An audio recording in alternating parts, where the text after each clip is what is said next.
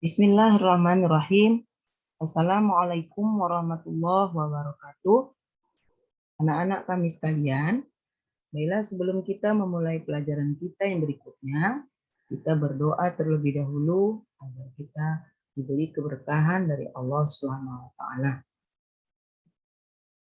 Selanjutnya, pelajaran kita hari ini yaitu meyakini hari akhir dan mengakhiri kebiasaan buruk.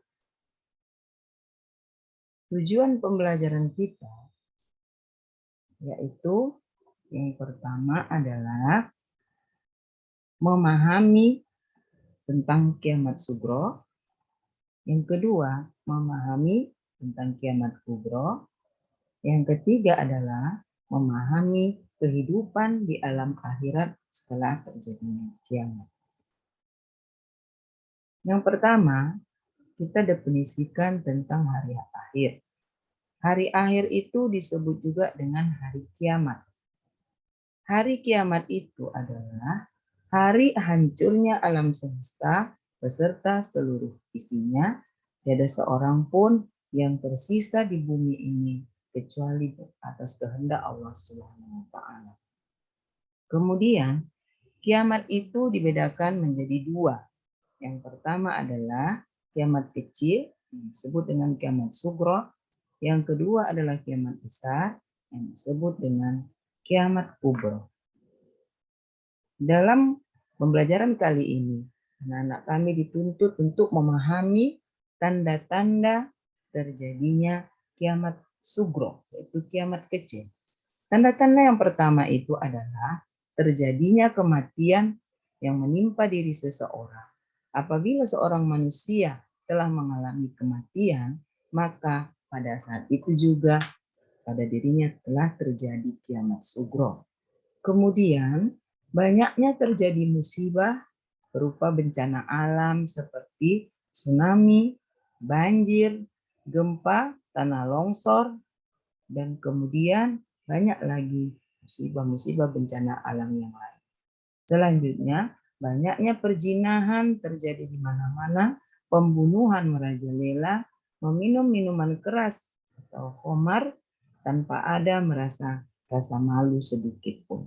Dan kemudian banyak lagi contoh-contoh kiamat sugro yang telah kita rasakan pada saat sekarang ini. Selanjutnya, anak-anak kami memahami kiamat kubro. Sebelum masuk kita kepada kiamat kubro, kita pelajari dulu tanda-tanda kiamat kubro. Tanda-tanda kiamat kubro itu. Yang pertama adalah terjadinya kematian dan kehancuran untuk semua manusia dan alam semesta ini beserta seluruh makhluk ciptaan Allah. Kemudian turunnya Dajjal, turunnya Nabi Isa, kemudian turunnya Ya'juj Ma'juj, matahari terbit dari sebelah kanan, dan ditiupnya sangkakala oleh malaikat Israfil. Selanjutnya, setelah terjadi peristiwa kiamat besar yang maha dahsyat itu, semua manusia akan mati dan mengalami proses kehidupan di alam akhirat. Adapun kehidupan di alam akhirat itu, yang pertama adalah alam barzah, yang disebut dengan yaumul barzah. Ini maksudnya adalah alam barzah ini ialah alam kubur, yaitu alam batas antara alam dunia dan alam akhirat. Kemudian yang kedua adalah yaumul ba'ats. Yaumul ba'ats ini artinya hari berbangkit, yaitu dibangkitkannya seluruh umat manusia yang telah mati untuk dikumpulkan nantinya di padang mahsyar. Selanjutnya adalah yaumul hasyr atau yaumul mahsyar. Yaumil hasyr atau yaumil mahsyar ini disebut dengan hari berkumpul. Di hari kiamat itu nanti, manusia yang telah mati akan dikumpulkan di padang mahsyar. Tujuannya adalah untuk menghisap amal ibadah yang baik dan yang buruk yang dilakukan selama hidupnya. Selanjutnya, masuk kepada yaumil mizan dan yaumil hisab, yaitu hari perhitungan dan hari penimbangan. Di hari perhitungan dan hari penimbangan ini, manusia akan semua merasa ketakutan karena akan ditimbang amal baik dan amal buruk yang selama hidupnya dilakukan di dunia. Dan pada hari ini, sesuai dengan Al-Quran, semua serba ketakutan dan tidak akan bisa lagi meminta kepada siapapun atas dosa-dosa yang dilakukan selama hidupnya.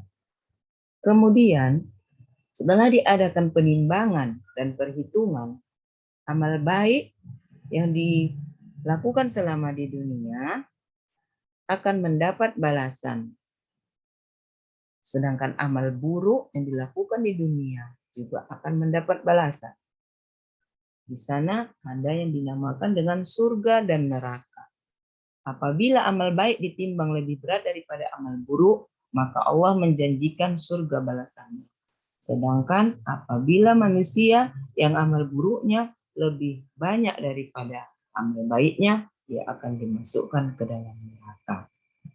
Dalam hal ini, balasan yang diberikan kepada manusia untuk perbuatannya di dalam dunia, yang baik masuk ke surga. Surga itu ada beberapa macam. Yang pertama adalah disebut dengan surga Firdaus, kedua surga Aden, yang ketiga surga Naim, yang keempat surga Ma'wa, yang kelima surga Darussalam, yang keenam surga Darul Muqamah, yang ketujuh surga Al-Maqamul Amin, yang kedelapan adalah surga Khuldi.